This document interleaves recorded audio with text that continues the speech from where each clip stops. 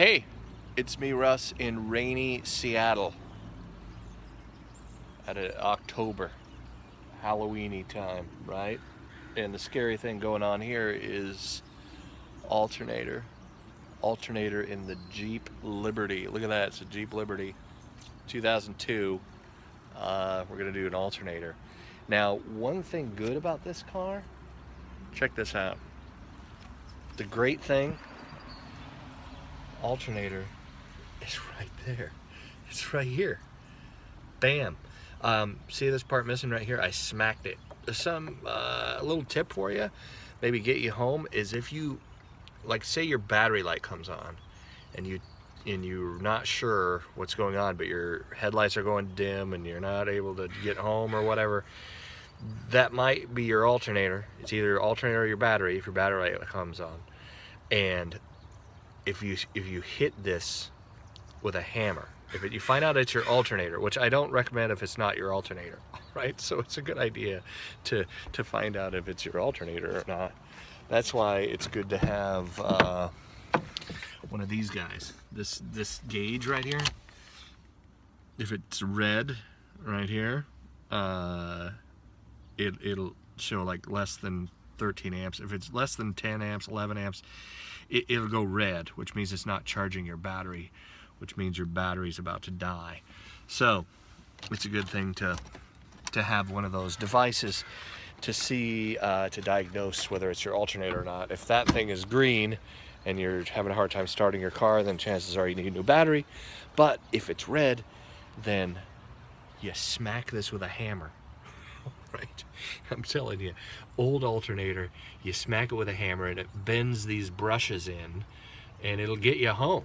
It could get you home from a situation. So yeah, that's a piece of advice there. You might want to try that on your alternator. One time it got me through, I had no money, and in my van, which you'll see in some of these videos, I did just that. I smacked the alternator and it got me through about 2 weeks of driving back and forth from here to SeaTac, which is kind of a ways. But yeah, it works. What it does is it bends these brushes in and it makes them make contact again, so that it's charging your battery. But it's a temporary fix, and I don't recommend it long term. So we're gonna pull the alternator out today. All right, pretty easy. First, disconnecting the battery cables. You got to do that. This battery has a bit of corrosion, so I'm gonna clean it up after I've done that. Cleaning up the battery terminal as well as this one. Good. All right. So it's a good idea to keep this clean. Little corrosion. There's these little felt things that help soak up corrosion. Those are helpful. They're only a couple bucks at the auto parts store. We'll get some of those when we get the alternator, but let's get this thing. All right, so first thing we're gonna do after the first thing. Right? Sorry, bad comedy. That's the first mechanical thing. That's still mechanical, Russ. Knock it off. Okay, so we're gonna do the tensioner. We're gonna get the belt off of this thing. It's good to do a belt inspection about now, and this belt actually looks pretty good. There's no cracks in it. It looks nice. You get under here, no cracks. You look for cracks. If you see any cracks or missing teeth, right where the teeth meet the belt, like if the belt has got, you know, pieces missing off it, it's time to replace the belt. But this belt here doesn't seem to be too bad, right? So you take this, you push it towards the battery, and this releases tension. See that? See how the belt comes as tense? Not tense. Then you just pull it off.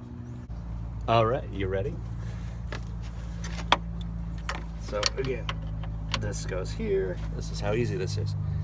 Oh, by the way, it's 5/8, or the green one, 5/8. Like this.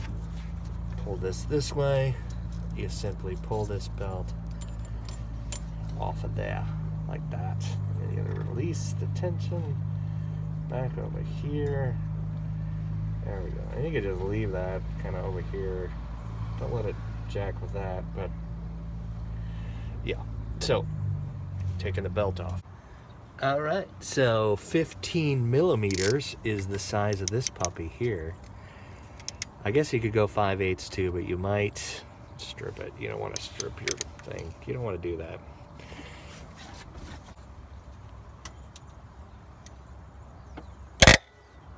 And there it goes. Sometimes it might help to put some lubricating stuff on here. What do you call that? Penetrating oil. Penetrating oil might work, might help.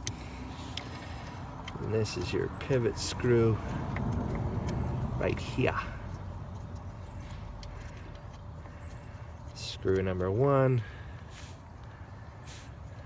So again,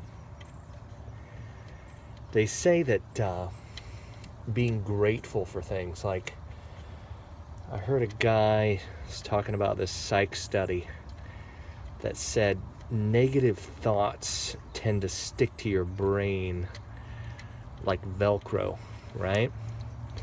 And you may be pissed off that your alternator went out, right? I don't blame you, I suppose, but it's good to be thankful and grateful that this is here. Right? Like, this is really good. This is up top. I've done a few videos.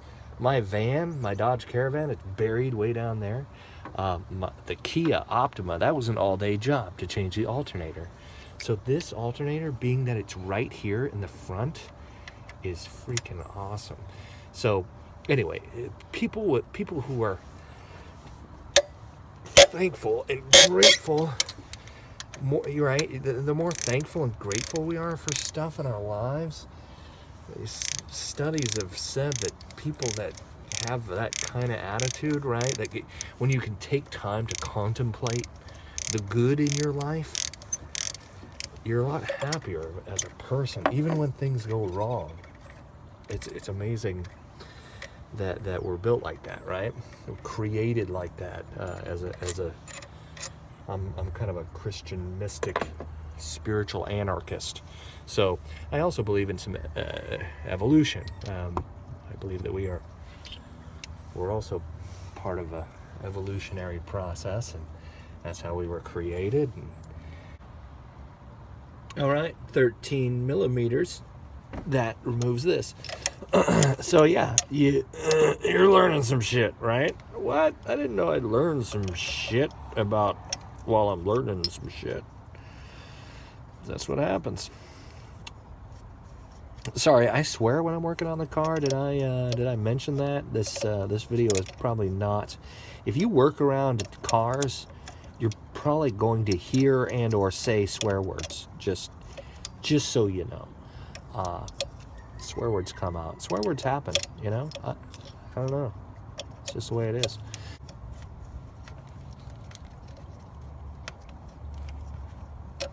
There's that. Oh, look, it's attached. Hey, I don't have to lose it. Look at that. And then you have a wire bundle in the back, which you squeeze. Again, squeeze it together somehow. This puppy comes out.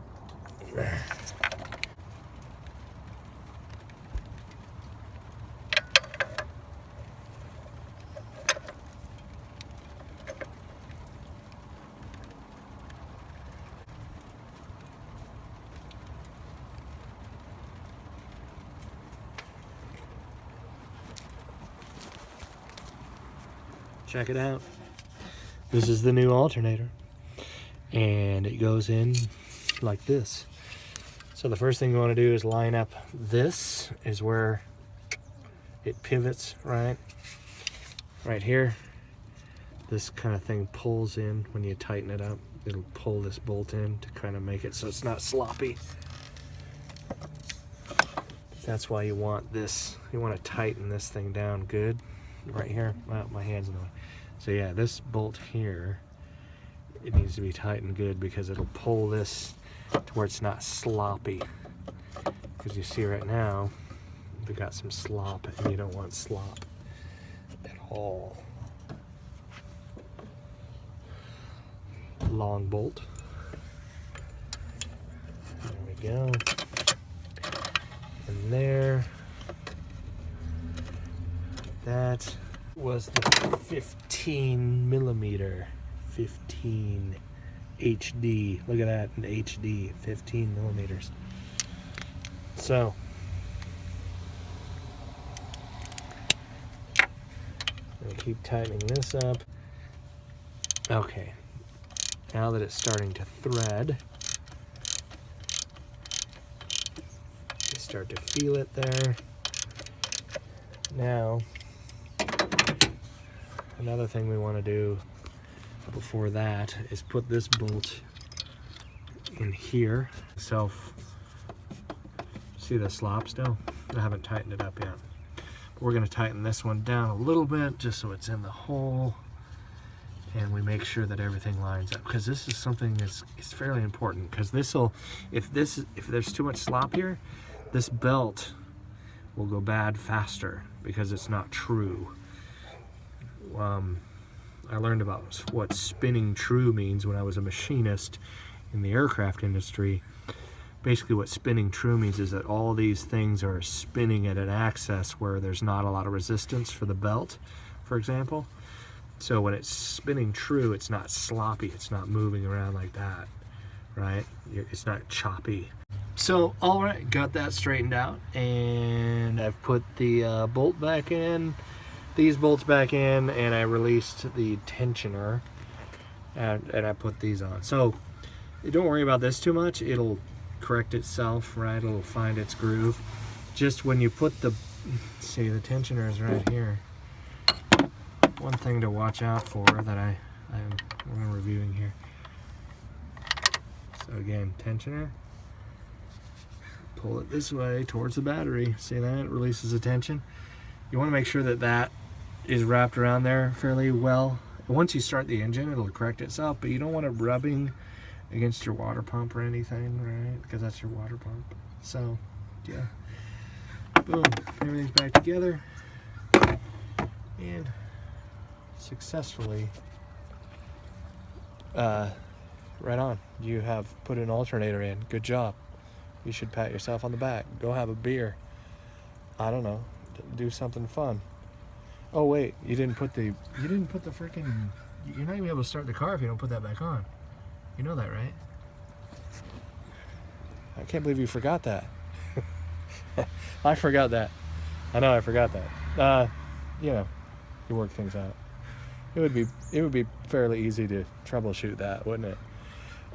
Thanks again for watching the video. Rate, subscribe. If you want to hear more of my fixing car wisdom stuff, I don't know. You thought I forgot something, huh? Right?